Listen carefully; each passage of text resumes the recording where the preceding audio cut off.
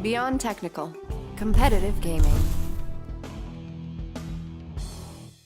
Ladies and gentlemen, boys and girls, welcome back to another episode of Beyond Technical. Today we're going to be doing, a BT vlog type of thing because I keep getting requests to talk about Korea and what it's like to live here and be here, and I guess people are interested in my perception of it.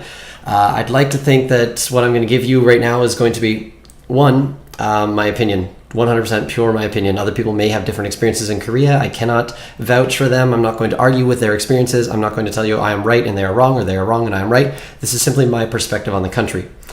Two, I have no idea what I'm going to say next, so I'm just going to rant and ramble.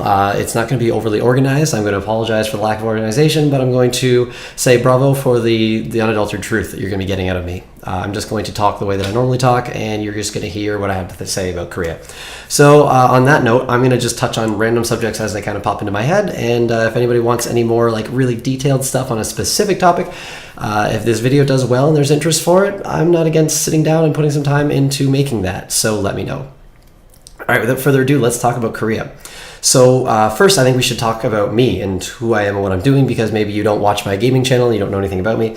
I came to Korea to work in the gaming industry, which means, and I have successfully accomplished that goal. I make video game reviews for a living, and that's my job in Korea for a rather large company called GOM TV, GOM EXP. There's 100 different little subsects. I don't entirely know exactly which one I work for, but I have a nice little ID badge with my name and GOM, and I'm just going to cover the bottom because I don't know if anything that matters, but that's what I am. That's who I am. That's who I work for and what I do for a living. So I can tell you about teaching English, which is what almost every foreigner here does, because I did that for 4 months when I got here. I can tell you about working for a true Korean company. I can tell you what most of them are like versus what mine is like. Mine's a little bit different than most Korean companies. And I can also just tell you about general day-to-day life and stuff like that. So first things first, I guess let's start at the very beginning. I've been here for 8 months now, so that's my experiences. I have lots and lots of Korean friends. I've had a huge amount of dialogue with Koreans about their lifestyle, their choices, the things they do, the things they like, the things they don't like. And I've spoken to a bunch of Koreans of varying ages as well. I was very lucky. My first job when I got here was teaching adults right around the Gangnam area. For anybody who isn't fully aware, Gangnam is from the song Gangnam Style with the dancing Psy. It's one of the most popular areas in the city. So I got really, really lucky to land my first job in Korea teaching adults in Gangnam. So that was really cool. So anybody who tells you you have to take this, you have to take that, don't buy into their bullshit. Before I came here, I used a recruiter to help me get a job. It was a fantastic idea, but it was also really ridiculous because they are full of shit. So be really ready for that. Your best bet is honestly to talk to somebody that's already here if you can find them. I always post stuff on Reddit. There's R Korea, R teaching English as a foreign language, which I actually got banned from before I even stepped foot in the country. So there's a couple subreddits that are pretty good for that. If anybody's really curious about the ban story, I guess I can summarize it by saying I called one of the people that replied to my post with completely useless information, and he was just whining about everything. I called him a whiny pussy, and you should not do that to somebody in charge on the internet if you don't want to get banned. So I got banned right before I came here, so I've not used that subreddit, but I do like the R Korea one. It's a little bit useful. It's kind of neat to see there. There's a few different ones about learning Korean, like Hanguk and things like that too.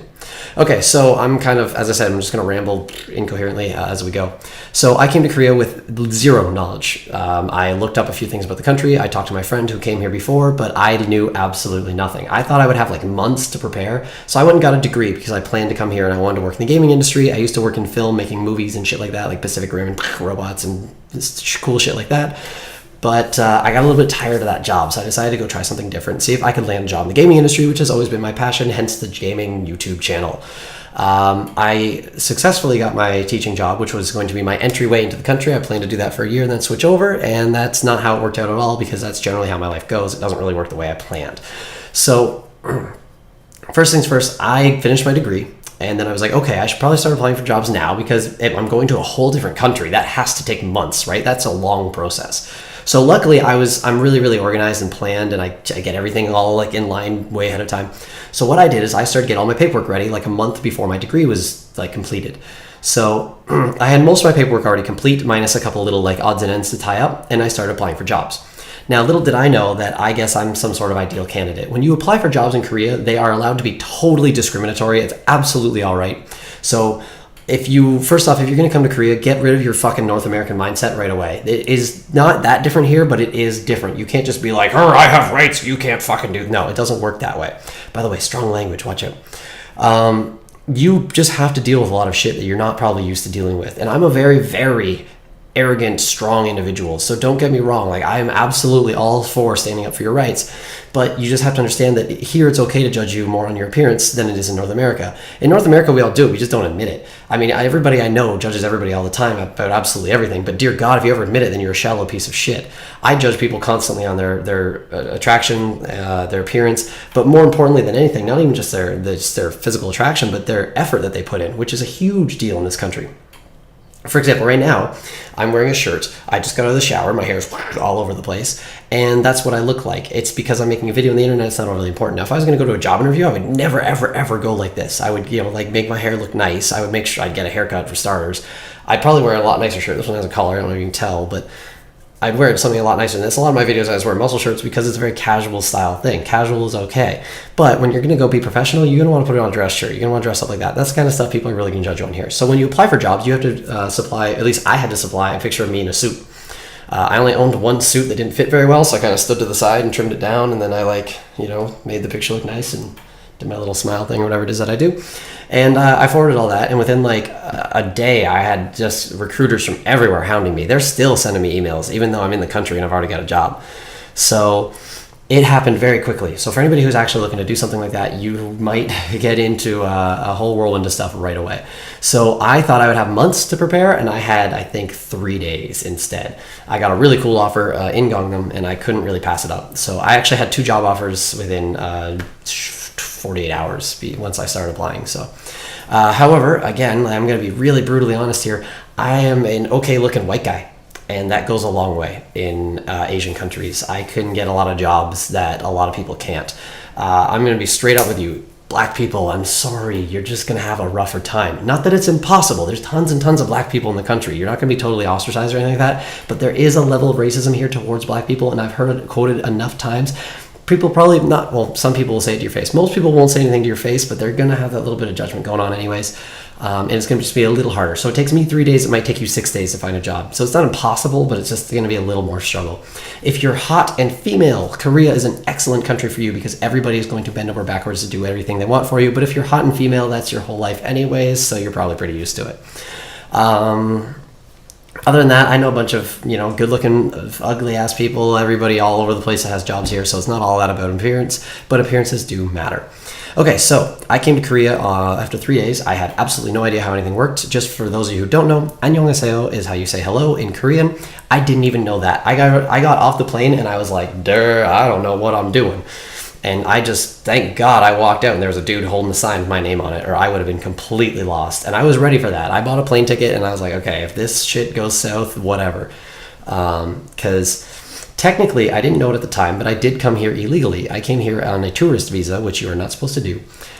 So when I first got to the country, I had a job lined up, but I didn't actually have the visa stuff prepared. So what I had to do was like volunteer or something. We made everything legal. I don't entirely know how that process worked, but I did transfer over to the proper visa. And I guess it's kind of common for that to happen, but you should probably try to avoid it if possible.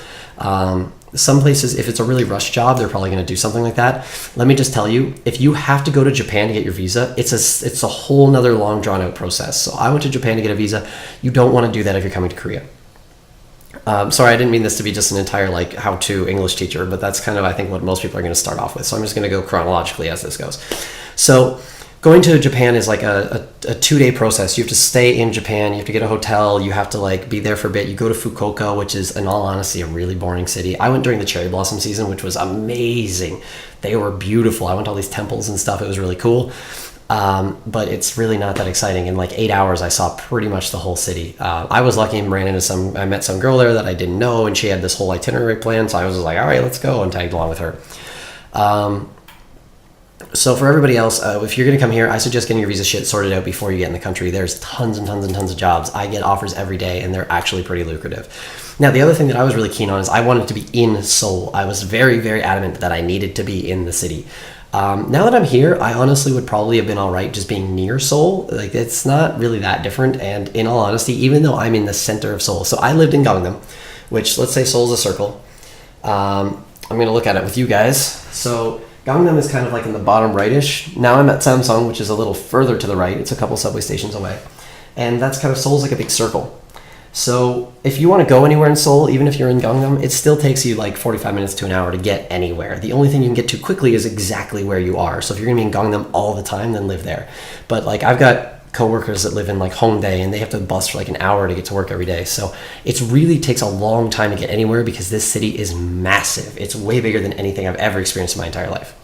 Okay, so now I'm in Korea. I'm teaching English. Those jobs vary wildly too.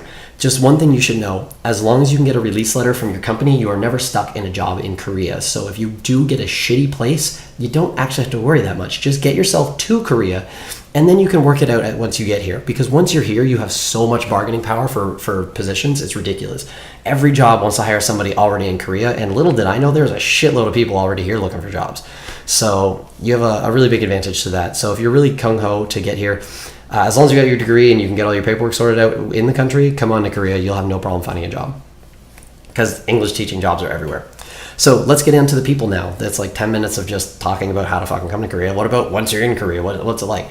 So for the most part, life here is pretty much like life in any other developed city. It's not that different. I'm sitting at my computer using my microphone, talking at my webcam, and I'm sitting in my apartment. I live in a bachelor. I actually live in probably the most expensive area in the city, and I live in one of the nicer apartments in the city. So just so you know, even though it looks kind of small, nothing's overly fancy, this is an extremely expensive spot in Korea compared to what most Koreans are used to. Koreans, I'm going to generalize Koreans often in this video, just so you know. This doesn't apply to every single person because people are individuals and they're sometimes different. But Koreans that I know, they're very, very like, they're not very picky. In North America, we are fucking spoiled, and it's very different here. Everybody here is very used to living at home with their parents for a very long time, and they're not used to having a lot of personal space. So like I've met a bunch of Koreans, like a lot of people don't own beds. It's just not a thing. I mean, a lot of people own beds. It's not like nobody, but it's pretty common to just not have a bed in Korea, which I was very surprised by because in North America, I slept on my couch for like 2 weeks and everyone was like, what the fuck is wrong with you? But in Korea, that's just kind of like, yeah, okay, whatever. So I met a lot of people just use a blanket or a yoga mat or something. That's their bed. So they're not very picky. Their living style is often, it's as you see on TV, like the Asian style, like floor desks and things like that. This office chair is like, I bought it from a big store chain that, you know, is kind of like a more Western style. But not everybody has stuff like this. A lot of people just sit on cushions on the floor, and that's really normal. You will go and do that at lunch sometimes. Although Korea is being extremely influenced by Western style. So just so for people who don't know any history of Korea, again, I'm going to look at it from your perspective. So here we got China. Here in the middle we got Korea, and then over here we got Japan. So it's kind of like pinched between the two big Asian countries. And it's growing really, really fast. In like the last 60 years, Korea has basically gone from like a depressed little shithole to like this, you know, metropolis city. And so that's a really short amount of time to grow something that's this financially successful, which means you get a really interesting mix in the city. People probably have heard of like Asian countries and their technology and things like that. So yes, we have some of the greatest technology I've ever seen in my entire life. As somebody who works with technology, I am blown away at how it works in Korea. It's phenomenal. Phones. Let me just cover phones real quick because they're mega important in this city. I had a smartphone when I got here, and in North America, my smartphone was okay. Here, people laughed at me all the time. So I got a new phone once I got here because it's pretty important. And it's a Samsung Galaxy 5S or S5, and it works on the 4G network, which basically means I can just like watch TV on the subway or something like that, which is just mind-blowing to me coming from Toronto where you can't even get cell reception on the subway. And here I can watch like streaming television on my cell phone and it's totally fine. So the amount of technology, and like not just, you know, like young people like me are using these phones, like every single person here has a phone. We are phone zombies in the city. You will bump into people both staring at your phones. So just if you're really, really against cell phones, or you're one of those people who's like, don't look at your phone when you're with other people, you're not going to like this city at all. Okay, so let's get back into people. So one of the biggest changes that I found between North America and Korea is that in Korea, you actually live at home generally until you're married. It's pretty common among China, Korea, and Japan are pretty similar.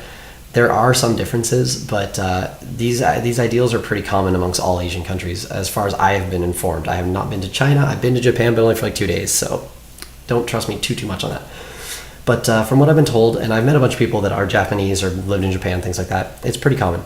So what you do is you generally live with your parents until you get married, and that's actually, honestly, probably around like 28 or 30. So most people here live at home until they're about 30. For guys, they don't generally get too much of a curfew. Usually they have to like come home at some point before the night's over. And sometimes people stay out here until like 6 a.m. and then you just ride the subway home right away when it comes back on, and that's just kind of common too. Sorry, I'm still sick. That's why my voice sounds like shit. So guys don't have too much of a curfew, but girls, even like 30-year-old girls have a curfew, and that's like totally really common. So for me, the first time I went out with a big group of Koreans and like 11:30 hit and all these like 30-year-old girls were like, oh, better get home. I was like, wait, what? Are you kidding me? And no, like, so a lot of people here, and here comes me being a little bit opinionated and maybe potentially offensive, so I apologize. That is not my intention. I'm just trying to spread my outlook and perspective. I'm not trying to be an ignorant asshole or anything like that. A lot of people here are really childish for a really long time. They don't grow up very much because they don't get that sense of independence that we get in North America really, really early. I've met so many people that are 30, have never lived on their own, and have never even had a job, and they just spend their parents' money, and it's shocking to see that happen because you don't really recognize when we learn independence as North Americans, but it's definitely earlier than what I've experienced in Korea. Now, I have experienced a lot of kind of spoiled Koreans, I suppose, too, like very, not necessarily, well, yeah, spoiled fits, but very prosperous Koreans because they've come from very wealthy families and things like that where they don't need to find a job. There's a lot of people who get kind of like shit on and they have to just find a job right away and they don't have any family money to go spend, to go train, and learn all these different things. So they have to jump into the working force, and they kind of act a lot more like North Americans. And generally people that have experienced life like that I met, they like to hang out with North Americans more than other Koreans because they feel more of a connection. So I don't necessarily think there's a huge cultural shift as much as there is a huge responsibility shift. When you become responsible in life is actually way more important than I was ever aware in North America. So back to what we're talking about. The main reason that Koreans will move out of their house before the age of like 30 or marriage or whatever is because they will go study somewhere else and they'll live away from their family. So for those of you who don't know, Korea is kind of like a little bit of like a stick shape on an angle. At the top is Seoul, at the bottom is Busan. This is going to be flipped around for you guys, yep, I think. And that's like basically the two edges of the country. You can get from one side to the other in about 4 hours if you take like the bullet train or something. So it's not that big, it's pretty small, which is why all this technology stuff works really well. Fiber optic internet is really easy to lay down when you only have 4 hours of country to traverse, as opposed to Canada, where you literally like where I lived in Canada, when I was flying to Korea, the halfway marker was Vancouver. So my country is so big that I could fly halfway to Korea and still be in my country. Americans and Canadians. Let's talk about that in a second. So what people will do is when they leave and they've lived in Busan with their family and they want to go to Seoul to study, then they'll come and get a place on their own. So that tends to create a bit of a shift, and that's where a lot of people move out. Most people, other than that, that's the most common reason I've found people to move out from their parents' houses. And then often when they're done studying, they will go back and live with their parents again. Okay, so let's talk about America and Canada because we are two very important countries in terms of, I guess, world politics and things like that. America much more so than Canada, I will gladly admit. Americans actually kind of get a bit of a bad rap. Now, the number one question I get asked by guys is, hey man, so do the Asian chicks there, do they like white guys? Yes, they do. They actually really do like white guys. Now, I'm going to personally plead, if you're some douche who just wants to come to Korea to get drunk all the time and bang hot Asian girls, please pick somewhere else. I don't know. There really isn't anywhere good you can pick if that's your attitude. You're kind of a bit of an asshole. Or at least that's what I've experienced so far. Now, if you have any other reasons or like a really deep desire to see this country and you know anything about it, you don't have to speak fluent Korean to come here, but have some purpose or reason to come to this country as opposed to just sex and alcohol, which you can do in any country really. It's a lot of work to live somewhere new. I think if you're just there for booze and pussy, you can probably find that somewhere else, or at home. Anyways, so yes, Asian girls are interested in white guys, and I'd say let's use a scale of 1 to 10 on your appeal as an individual. So if you are a 5, that's average, right? We're going to go with a realistic scale instead of every single person being like a 7 being an average. 5 is an average human being. So if you're a guy and you're a 5, in Korea, you're probably a 6 or a 6.5. You're not going to be a 10. So if you're thinking, oh, I can sleep with the hottest girls on the planet if only I was in Asia, that's not how it works. You're still ugly if you're ugly, or you're still an asshole if you're an asshole. People can pick up on that. But there are definitely some people here, like I get told all the time I need to go to clubs because guys here, like from Korean guys, they tell me all the time to go to clubs because they're like, you'll pick up so many girls. That's not what I'm here for, but they tell me that often enough that I believe them because I guess that's just kind of how it works. Like if you're a white dude, clubs are the place to go because girls are going to just jump on you there. Now, sorry, I've got a lot of phlegmy shit in my face. Now, how does it work for, the one thing that I always heard is, like Asian countries are a lot more reserved, I suppose. Like North Americans are sluttier. Let's just go with the word slutty. And yes, I do believe that's true after spending some time here. But I will tell you that I've had a lot of girls tell me that there's going out on dates and then there's clubs. There's different rules for each one. So they will like not kiss a guy for 4 dates, but they will make out profusely in a club. And that's okay because it's a club. I can't exactly explain why that reasoning works or why that exists, but I have been told that by enough people that tends to be somewhat of an attitude here. I think club attitude's a little bit existent in North America, but it's not quite as prominent as what I've experienced here. Okay, so let's keep talking about going out because that's a really big topic that people are really interested in. So in Korea, when you go out, it's very different than North America. Koreans don't like to meet new people all that much. They generally like to go out with the group of people that they intended to go out with. They want to know everybody in the group. So I threw a party here one time, North America style. You bring whoever you want. Bring your friends. Yeah, whatever. It's cool. People freaked out. I had about 40 people leave my party in 20 minutes because they were like, there's people here that I don't know. I feel uncomfortable. I'm going home. And they left. And that's just kind of what it's like. Usually here, because you live at home all the time, people don't throw house parties. It doesn't exist.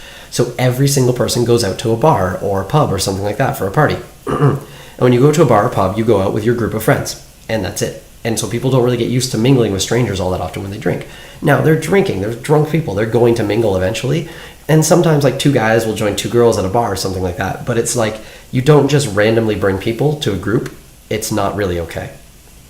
The other thing people don't do in this country that I found kind of strange is significant others are not as respected, I suppose, as they are in North America. So when you go drinking on Friday, you don't generally bring your girlfriend. Your girlfriend goes out drinking with her friends, you go drinking with your friends, and you're totally separate.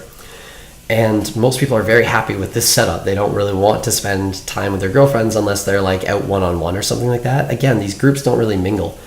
So yeah, that's just something I thought was kind of interesting.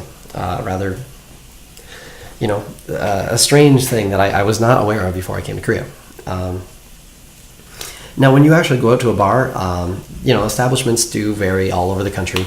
Now, for me, when I'm talking about all this stuff, I lived in Gangnam and Samsung, which Samsung is probably the most expensive part of the whole city, or the whole country, actually. I probably live in the most expensive area in the entire country, which explains my gorgeous view. I wish I could share, but you just get a reflection right now.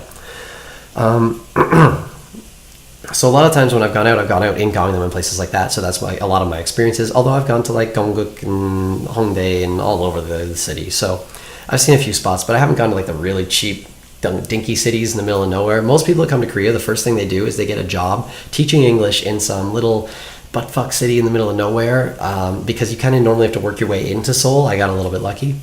So drinking. So if you want to go and buy like a pitcher of beer, that's like $6 to $8 usually. It's very, very cheap compared to North America. And there's no tipping. You don't tip. This is Asia. You don't tip. I gotta say, the more I live in a country where you don't tip, it is a fantastic system. I really wish we could incorporate this in North America. My ex-girlfriend was a bartender, waitress, and she was making like $45,000 a year, most of it untaxed. And she did not have any education and really not a whole bunch of skills or talents. She was a pretty girl who could pop open a beer. And it's like, all right, give me an extra $1 for that. In Asia, you don't do that. Even if you try to tip, people act all weird. So do not tip if you come here.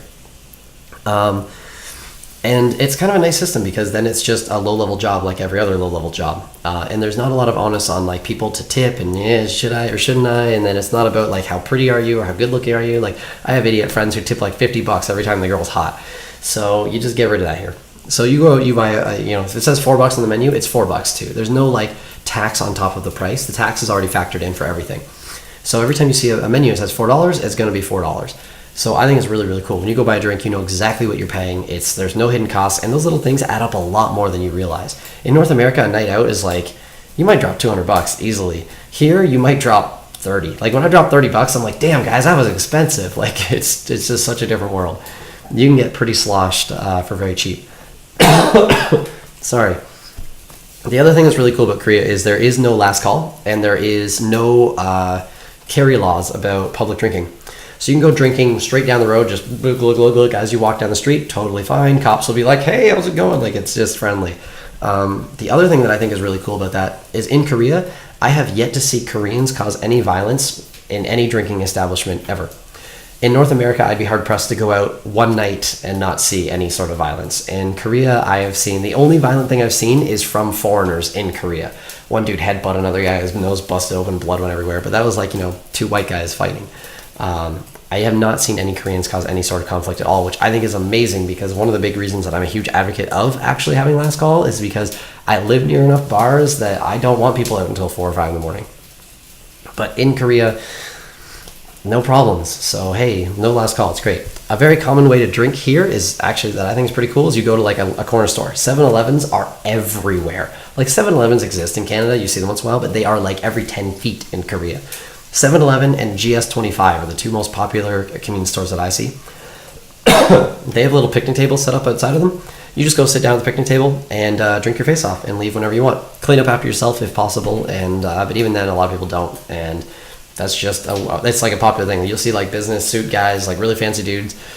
They just drink at the picnic table too, and it's actually, I thought it was like a little it seems a little ghetto at first, but honestly, I've had a really good time sitting down having a few drinks at the picnic table, and you just kind of talk, and random people walking by might talk to you too. So it's kind of like a friendly atmosphere, and it's really cool to do. So this street drinking thing is actually really friendly and really fun. And foreigners, obviously, you see another white person, you kind of do like the, yay, what's up? And you have like a little foreigner connection.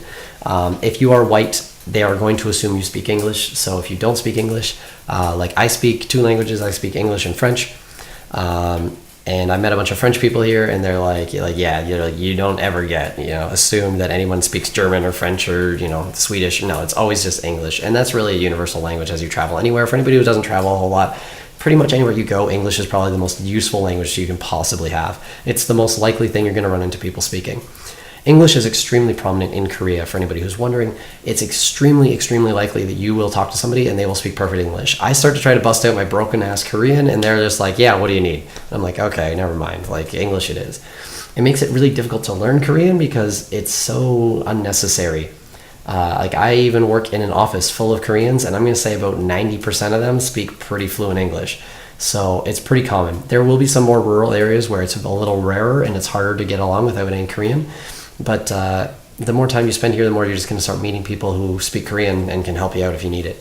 So there are a few things I need help with, and there's definitely a few times where I'm like, I don't know what's going on. Like today I had lunch and I was thanking her in Korean, and she started going like, oh my God, your Korean, it's so amazing. I'm so impressed. And my coworker, who is luckily a foreigner who speaks pretty fluent Korean, was like, oh yeah, thanks. And he was thanking her for me because he knew I didn't know what the hell she was saying. So she's complimenting me on my Korean, and I don't even know that it's what she's saying for the compliment. So clearly she was misguided on that a little bit.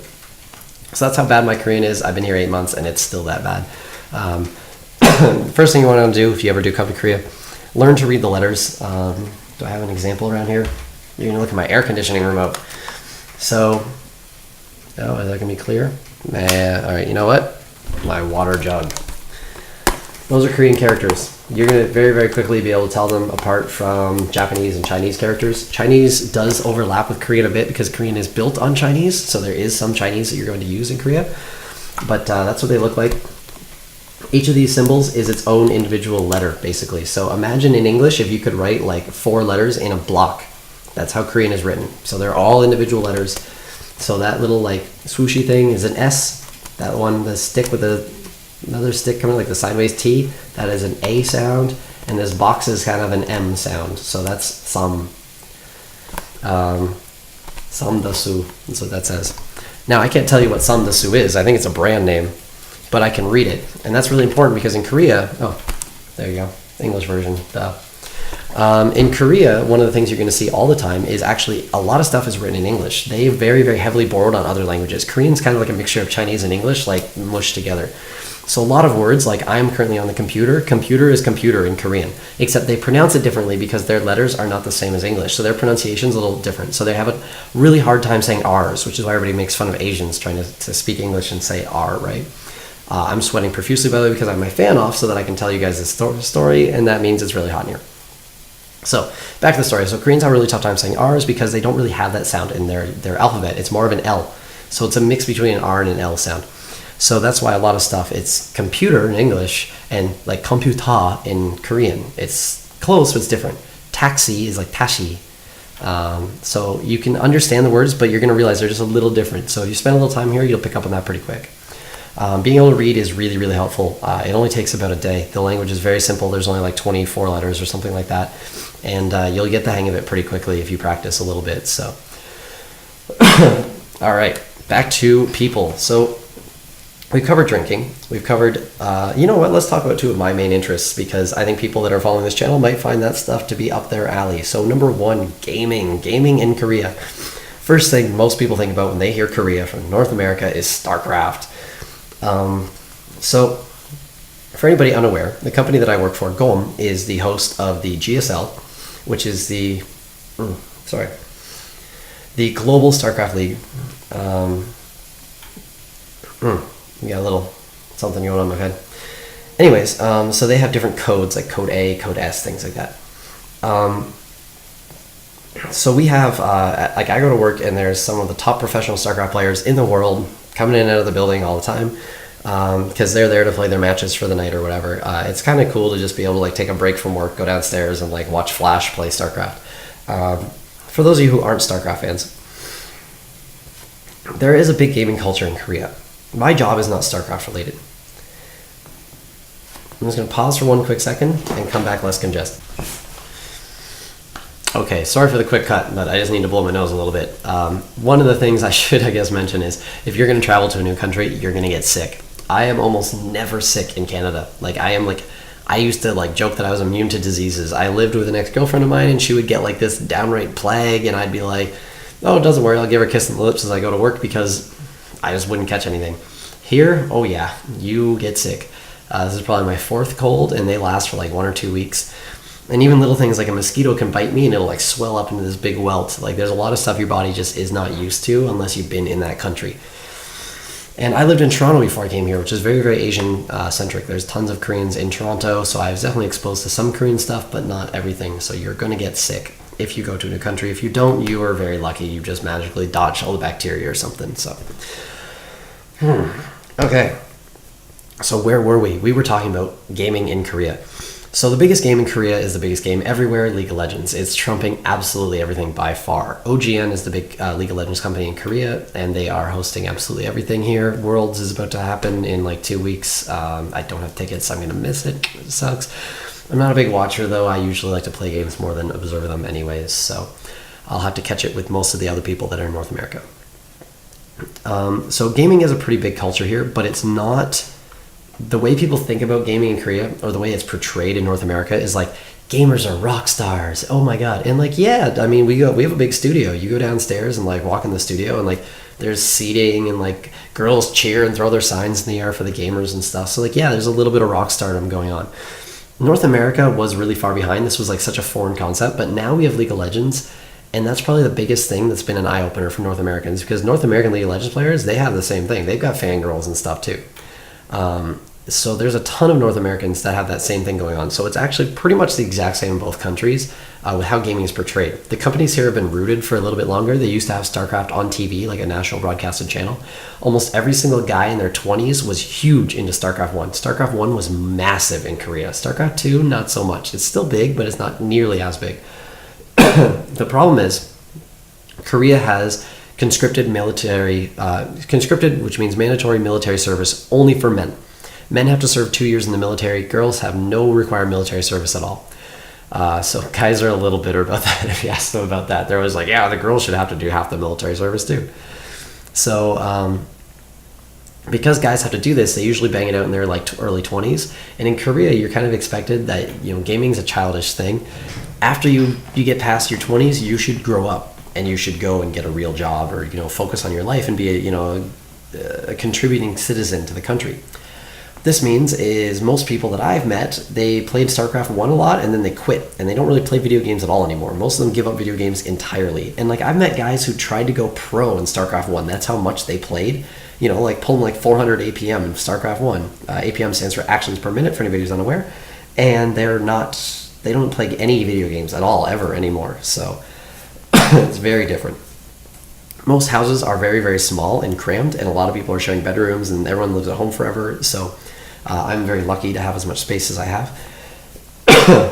And so what this means is it means that most people, they don't have like a home computer they can just play on all the time. Some houses have it, but not everybody. So what's really popular here is called the PC Bong. Bong is Korean for room, so it means PC room. And it's basically like a big LAN center with like rows of really nice computers set up and like headphones and stuff, and you can go play games there. And it's like, I haven't actually been to one, I'll be honest with you. I should really go to one and experience it. I think it's like $2 an hour. And so that's like just a place you can go spend your time, and a lot of people spend a lot of time and money in there. Most people that I've met, their parents actually make pretty good money. In Korea, the job swapping isn't as popular as it is in North America. In North America, if I get hired for $30,000 a year, the odds of me ever making $80,000 in that company are pretty much zero. So if you want to move up the ladder, you generally have to jump to different ladders and maybe go all over the place. In North America, that's how you improve your salary. In Korea, you can actually just stay at a company, and you generally don't ever get an amazing salary. So most people don't jump so much.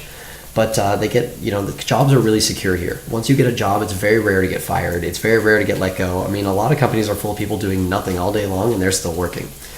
A lot of companies are also full of people like working their ass off for 14 straight hours a day, and they just keep those jobs too. Let's talk about job requirements. So actually, sorry, just wrap up gaming before I get into job requirements. So the gaming culture is very similar here. Old people are generally against it. People look at you like you're a little bit childish. Not everybody is going to be super cool about it, but I'd say it's a little bit more accepted here because there's not so many movies where the jocks are like stupid gamers and like beating them up and stuff. So it's a little more acceptable, but for the most part, it's almost exactly identical to North America. The only difference here is that in Korea, you are expected to bust your ass with everything you do. So I said jobs. Before I get into jobs, I think I'm not really going to crown an hour for this one. Before I get into jobs, let's do education, because that really leads into how jobs work. So education in Korea is actually about a 12-hour process. You go to school until like 5 or 6 o'clock at night. Then you get off of school, and then you go to, here they're called hagwons. Hagwons are educational properties outside of school. So people are very, very used to using those for their entire life. And you can go to a hagwon for anything. You can go to like piano, like music hagwons, and learn how to play piano. You can go to like math hagwons and learn more math. And so the education system is actually, luckily, something I've been given some crazy insight into in Korea, and I think it's absolutely fascinating. So in Korea, when you go to school, first things first, the teacher is always right. You don't question the teacher. They're not taught to question authority very often here. It's usually the teacher is like the utmost formality of respect. If whatever the teacher says goes. A lot of times I would say things and people would just be like, okay, they'd write it down like it's like the word of God. So I don't personally think that's a great system, but whatever. So teachers are very, very respected, and students are expected to learn for very, very long periods of time. Like, you work crazy hours. The thing is, I'll tell you honestly, I don't think the retention rates are there. So I don't understand like why everyone is so obsessed with this like 12 hours a day. But basically, the education system is you go to grade school, then you go to high school, then you write your university exams, which is one of the most stressful, horrendous things you can do in your entire life in Korea. And then you go to university, where it's like easy street, you coast. University is like a joke in this country, which is weird. Basically, getting into university is the hardest thing you'll ever do. And then once you're in, it's just like pina colada time. Put your feet up, have a great time. So that's how it works. There's a few degrees where I guess they work a little harder, but it sounds pretty horrendously simple in university. For us, it's the opposite, right? High school is like whatever. Like, as long as you have some grades, it doesn't really matter if you learn anything. And then it gets a little tougher in university, and that's where college, university. That's where you're supposed to learn. So, So that's why everyone, especially in high school, they go absolutely hardcore crazy. Usually in grade school, they learn fun stuff at Hogwarts, like they take music lessons or something like that. It's not necessarily what the kids want to learn, but it's what their parents decide is like a useful thing to have, and they want to like give their kids useful education. And so, and everybody does it. You have to pay for Hagwon. Like if even like foreigners having kids in Korea, they're being told like you better join the culture or you're going to be like seen as a misfit all the time, and your kid's not going to fit in either. So yeah, Hagwons are really, really important. You have to go to Hagwons and learn extra. So, and it's often very, very focused on math, and engineering seems to be a really, really high focus as well. And one that kind of shocked me is golf. I've heard a lot of people study golf, like actual, like, like 9-iron golf. It's really popular in Korea. Like the gym I go to has a whole like fake golfing section, and it's like every gym seems to have that. And I met like 3 girls that were like, their fathers wanted them to become professional golfers, so they had to go to university for golf. I don't know what's up with golf. I have not investigated that thoroughly enough to give you a proper opinion on it, but it's a thing here, which I thought was kind of interesting. Okay, so math is really, really big. Like, I talk to Koreans in class all the time, and it was really, really shocking to me, all the like scientific or historical things that they had no idea about. There's a ton of ignorance going on in this country. The thing they did seem to know was all these mathematical formulas I could never recount. Like, I remember very little, like y equals mx plus b, and like a squared equals b squared plus b c squared, or a squared plus b squared equals c squared. Like, there's formulas that you get ingrained in your head as you learn through math, but most of them I just put in the graphing calculator, or I wrote them down before the test. Here it's like all memorization. Like, you do not get a graphing calculator ever. That's not a thing. Deal with it. Learn. So they have some crazy knowledge in formulas, but they're missing one of the biggest things. I'm actually shocked that Koreans seem to be missing is critical thinking abilities. There's not a lot of that. You're kind of taught not to question authority. You're just taught like memorize all this stuff. Here's what I'm telling you. The book is right. Remember it. And so it's a lot of like knowledge, cram into brain. Knowledge, cram into brain. There's not a lot of think about it in between with the education here, which is why I think I was a little bit shocked, because I thought people that study all day long would probably just have a lot of information, but I wasn't aware that they would skip really, really critical steps like that. So a lot of things here. There's a ton of superstitions. Let's go over some of my favorite ones. Fan death. Yes, it is a thing. I can't tell you what the buttons mean because I can't read them, but my fan does have a timer if I want to set it so that it won't kill me in my sleep. So for those of you unaware, fan death is the myth in Korea that if a fan goes on all night while you're sleeping, it will kill you. 2 methods it will kill you. One, some people believe it sucks all the air out of the room. Scientifically, how that's possible, I don't know. The other one that seems to be more common is they believe that it will cool down the room by so many degrees that you'll freeze to death. So in Korea, suicide rates are pretty high. Really, really long working hours mixed with tons of stress tends to lead to that kind of thing.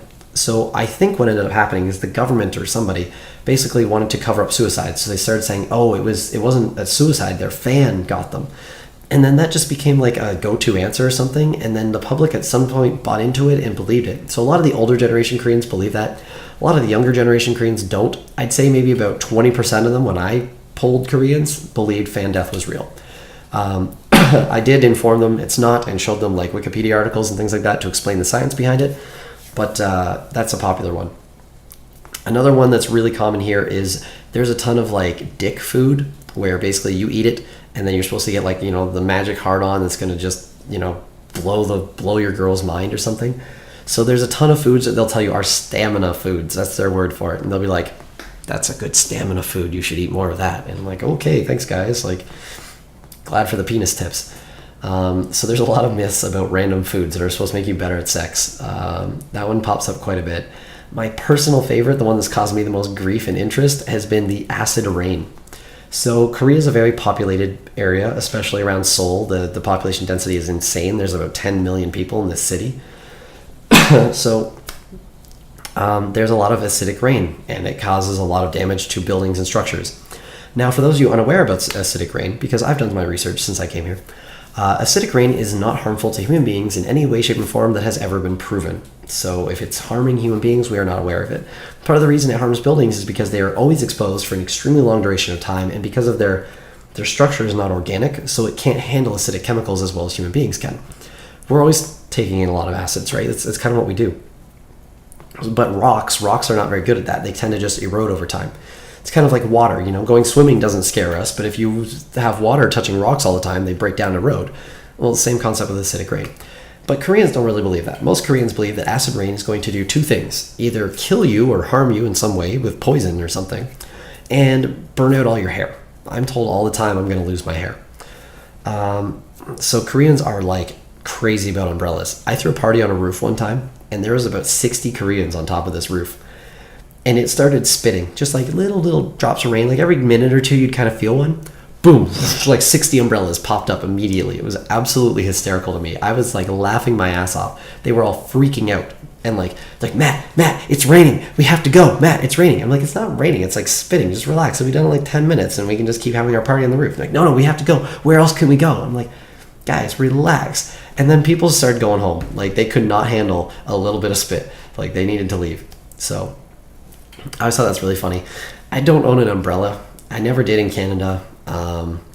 And so here, that's like the weirdest thing ever. So I go to work sometimes, I'm like a little bit wet, and they're all like, oh, are you okay? I'm like, yeah, I'm fine. They're like, where's your umbrella? I'm like, I don't own an umbrella. They're like, you don't even own an umbrella? I'm like, no, I don't. Like, why would I need an umbrella? It's like rain. It's water. I'm fine. So, yeah, there's a huge thing about rain here. I had one friend in particular that left Korea and he now lives in Canada, so we kind of like swapped countries. And he messaged me the other day and he said that it's crazy when it rains, all the Canadians, they get wet. And he said that every time he sees a Canadian with no umbrella, he thinks of me. So that has become a staple of me.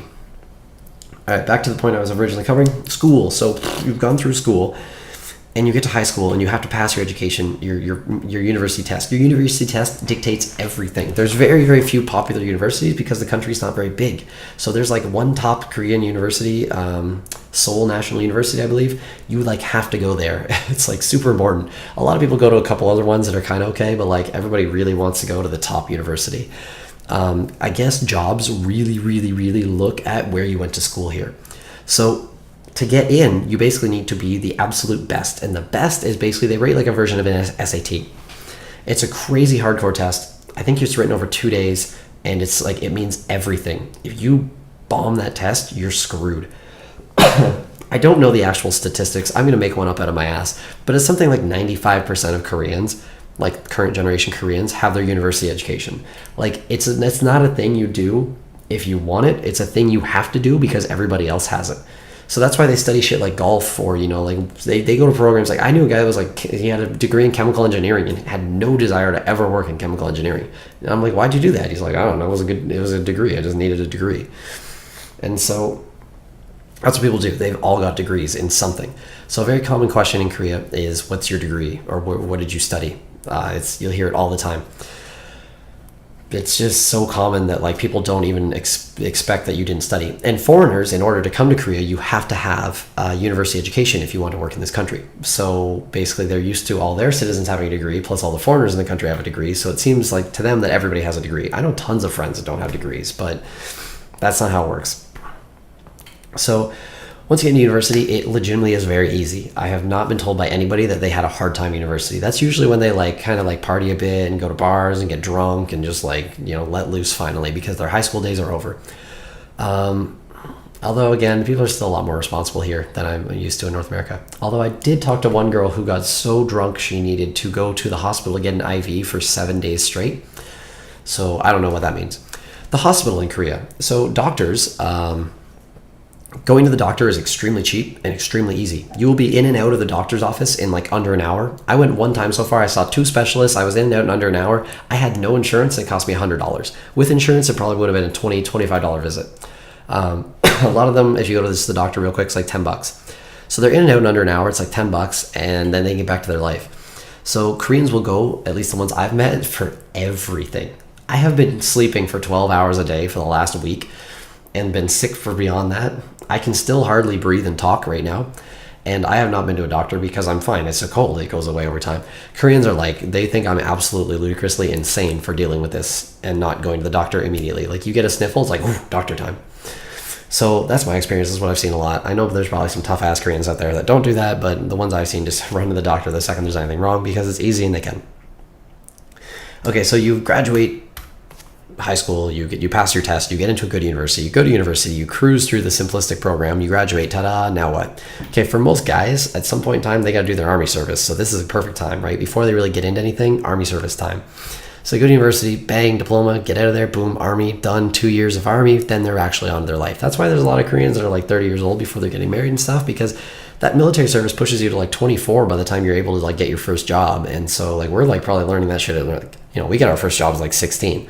So that's a big gap. There's a lot of life in growing up to learn in those times.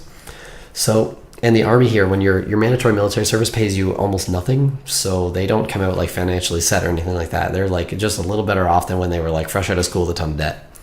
Although debt's not really that popular here either. Most of the time your parents will end up just kind of like paying for your education. It does happen in North America, but it's not as common. Okay, so you get out and you get a job. Now what do you do? Okay, well, Korean jobs are really hardcore. You're going to work probably 10 to 12 hours a day. You're not going to get paid for overtime. Your job's going to be like 8 hours. And it's like, yeah, it's not 8 hours. So you get a job and you go there and you're going to be there for a long time. And I was kind of used to that. I worked in the film industry in Canada where you got paid for it if you worked overtime, which was almost every day. We generally, an average day in film is 12 hours. So I was pretty used to that. I was like, I can work 12-hour days. That's not a big deal for me. Although I got really lucky. My job is like, it's cool. You go home when your 8 hours is up. The other thing too is if you come here as a foreigner and like an English teacher or something like that, you will show up to work after the Koreans and you will go home before the Koreans because they just expect, foreigners can't handle this shit. So they just let you act like a foreigner, I guess. So that's one of the nice perks. Take advantage of it. There are definitely some negative ones, so enjoy what you can. So yeah, most jobs are really, really long hours, but it's just a lot of time of like looking busy. Almost everybody I talk to, they're like, oh yeah, today, I didn't actually get anything to do at work until 6 o'clock at night. And then I had to stay until 10 o'clock to get it done. And it's like, what did you do for the first 8 hours? Like nothing. So that seems to be a pretty common story. It's kind of stupid, but that's how it works. I know with my company, I did absolutely nothing for almost 3 weeks. And I was like begging them, I'm like, please, for the love of God, give me some work. And they're like, just wait, it's okay, just wait. North America, if you told your company, listen, I'm not making you any money for 3 whole weeks, they'd be like, oh, we have to fix this immediately. But here it's just like, no, it's fine. It's, just people are not doing work all the time. I have coworkers that I see doing almost nothing every day. So, and sometimes I'm among them, there's definitely days where there's not much to do. So that's a lot more common here. Although, again, my company is a little bit different than the standard Korean company. We don't really have much of a dress code. This is the shirt I wore to work today. It's just a black standard, t-shirt. And I wear jeans, and that's okay too. Most companies are suits. Every guy I walk past is suit, especially in my area. It's the financial industry and really just higher up stuff. It's every guy's in a suit, and I'm walking down in a dress shirt and jeans. Or my coworkers are in t-shirts. So we go out for lunch and we're the oddest group because every guy in there, every group is suits and really classy stuff, and we're a bunch of dudes in t-shirts. So we have a very different look than the average company. Compared to English teaching, I love not being an English teacher. I will say that English teachers have, a lot of people really, really like foreigners in this country, so that's cool. But you will definitely be stereotyped. English teachers are generally here for, the main reason that I've met, or the main thing that I've met for people, is most of them are really, really into drinking and partying, and they're here for the easy money. You get paid a pretty decent amount of money to be an English teacher. Your housing is provided, and you really don't have to do very much. Most jobs for English teachers that are teaching young children, you are a babysitter. You are an English-speaking babysitter. You're there to make sure that the kids don't kill themselves, and as long as you do that, job well done, here's your money. And the parents are being milked, oh man, they are paying a lot of money to learn English. And even the adults that I taught were paying out the ass for English lessons. They could have gone and lived in America for less money. Which I actually suggested to a few that I became good friends with because you can learn English pretty well in, North America. So, yeah, it's not exactly a super tough job. And for most people, it's just it's like a casual thing. And they come here because it's a great party. You can drink until 5 a.m. You can be drunk every day, and it's okay. It's normal. Koreans love their drinking. There is a huge drinking culture in Korea, so... although they don't drink that much, they get really drunk and then they fall asleep, which I think is kind of the adorable way to handle booze than getting drunk and punching someone in the face, which is more what I've seen in North America. So yeah, that's how the drinking culture works here, and that's how like a lot of the people that come here. So if you're going to be an English teacher, you're going to have that stigma attached to you immediately. The second when I was an English teacher, everyone was still really nice to me. The second I became not an English teacher, everyone's like, oh, like people I meet now, like I've met some girls, they're like, oh, thank God you're not an English teacher. I went on a date and she's like, oh, I don't date English teachers. I'm like, okay. And the other one that's really popular here is American military. There's a big army base, so there's a ton of American military. Now, I've been in the military in Canada, and for those of you who are maybe Americans, we're going to be like, ha, Canada has a military? Yes, we have a military. It's exactly like American military. Everything's exactly the same. The people are the same style of people, everything like that. I've met the American military members and Canadian military members, and I have not noticed any significant differences. So the one thing I will say as an ex-military member is it's really unfortunate for anybody who has to live near a base because the base is full of a lot of douchey behavior. We kind of fuck shit up. That's what army guys do. You get bored and you're generally big, strong, and you don't have a lot of responsibility when you're off. When you're on work, it's like crazy responsibility, and then you kind of go blow off steam. So what a lot of guys do is they get drunk and do dumb shit. And it's not that different here. So one of the most dangerous spots in the city, which I always find hilarious, is Itaewon. Itaewon is the foreigner central part of the city. You walk down the road in Itaewon, you will see as many foreigners as you see Koreans. Every single shop will speak English. It is a very, very home away from home feeling for a lot of people that come here and don't really want to like amalgamate themselves into the Korean culture. As far as I can tell, I'm the only foreigner in this whole building, which is like 23 stories. But most people don't really want to go off on their own and do that. They kind of want to stick with their own little group of, like they come away from America and then just stick with all the Americans. So if you want to do that, Itaewon is the place for you. Yeah, it's really like super foreigner oriented. Like I've gone to every bar you go into will be like an American bar, Canadian bar. Like you'll have like European drinks, stuff like that. You can go buy clothes that are really big there and a lot of stuff like that.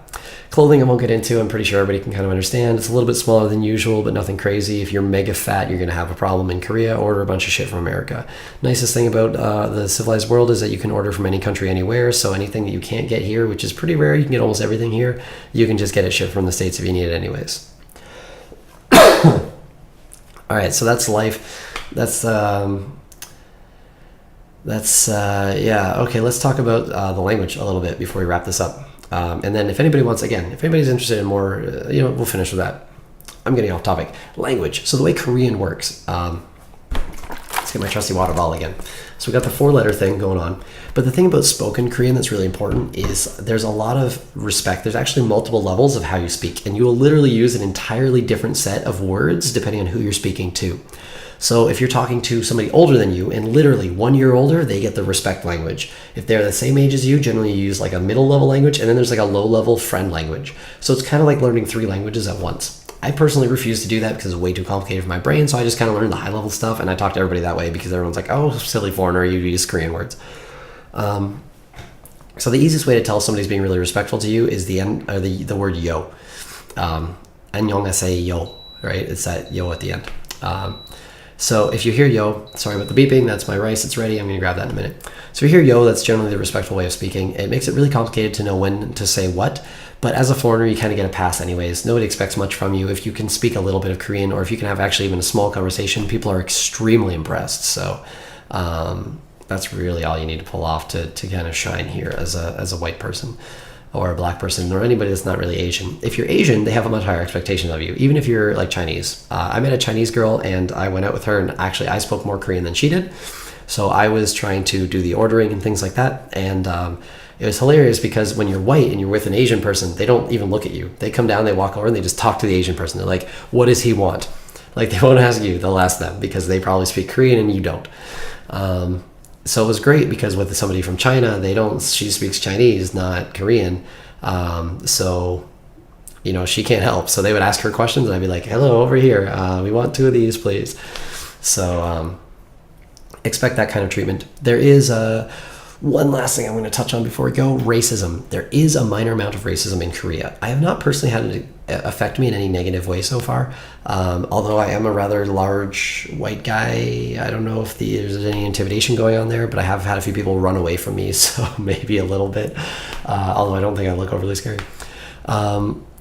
But there is definitely some racism. I've had friends tell me stories of Koreans that yell and get out of my country and stuff like that. It does happen once in a while, although it's really, really rare. 99% of people are awesome. Everybody seems really awesomely friendly to me. They're great. If they're being racist, they're doing it while they smile and speak Korean, so I don't understand anyways. But even that, I haven't had my friends tell me. My friends who are foreigners who speak fluent Korean, they have told me a few stories of things that happen, but usually it's when they're with a Korean girl they're dating or something along those lines. That's when people kind of get a little touchy. In all honesty, it's really minimal. I'm going to say we have way more racism in North America towards every race than anybody here has towards us. And because of the American military assistance, actually a lot of Koreans have the opposite of racism. They love white people.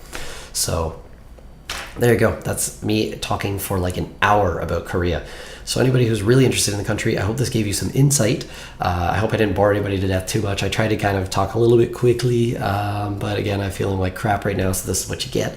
And this is just me ranting at a camera for an hour. I'm sure I can do this for another like 10 hours. If anybody's really interested to hear more, let me know. If like 8 people watch this, then I'll know that it's probably not worth the time. Sorry, 8 people. I love the viewership, but yeah, so if there's a real interest, yeah, why not? I'll talk some more about Korea. You guys can pick a topic, let me know in the comments, and I will gladly talk about that. In the meantime, this is like, I guess, the first Beyond Technical vlog type thing. I can talk about any topic. I kind of like doing this. It was sort of fun. I hope you guys enjoyed it. Oh yeah, if you do like Beyond Technical or just hearing me talk about stuff, I'm gonna try to do more random things recently, because for those of you who are big Street Fighter fans, Street Fighter's kind of in the dumpster right now. It's really hard to get footage. I'm struggling. I have like 4 sorta episodes that suck that I don't want to post because they're not very good. So I'm going to try to do some different things for a little bit and just kind of have some fun and experiment with my channel. So that's what's going on. So if you're interested in that, please subscribe to me on YouTube. You can follow me on Technical on Facebook, although I kind of suck at posting on there. Twitter I'm getting a little bit better at. I'm going to put some spinny stuff on the video. So thanks for watching. That's Korea. My name is Matt, aka Skiar. You'll probably see it spinning. And yeah, thanks for watching. I've got a few other awesome topics I really would like to bring up, so hopefully people like this. Sorry if it was a bit long, but that's how you cover like everything all in one. So in the future, if I keep doing stuff like this, I'll probably go into more depth on one specific topic, but that's just generalizing Korea. So catch you guys next time. Thanks for watching.